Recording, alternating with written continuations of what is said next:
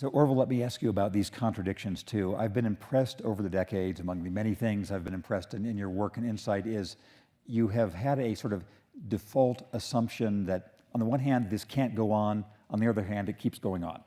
And so how do you think about yourself and how would you urge all of us to think about the tensions between Chinese practices that really can't continue, but they probably will continue?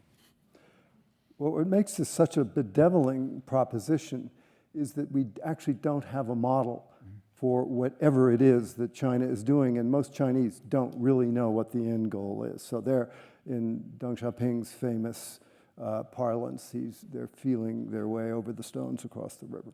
And still, they don't know what kind of a system they're aspiring to. And that means that it's very sort of unclear in concept and destination. But I would have to say, you know, if you look at this system, as all of us have now for decades, by any logic that we grew up, any analytical tools, it shouldn't work. Yeah. And in any event, we don't have an example of anything like it working, so we're rather skeptical. But it has worked. At least it's gotten China to where it is, and China has accomplished an incredible amount. I mean, anybody who goes there sees this, and it's rather breathtaking to see. So you have to approach this with a certain skepticism about your own skepticism, because somehow this thing is coherent. Now, I agree with Min-Shin that within this system there are an enormous amount of contradictions that have been tightening.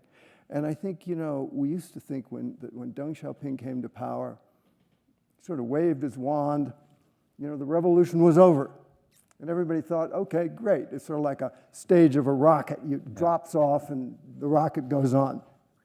I think what we begin to see now with Xi Jinping is the actual durability of the effect of this very profound revolution that Mao launched for decades and decades, and that it got into the blood system of the system in ways which we didn't properly account for. And it's now re-expressing itself so that when contradictions tighten, we can all see them. Someone like Xi Jinping, who his formative years were during the Cultural Revolution, he put his toolbox together then.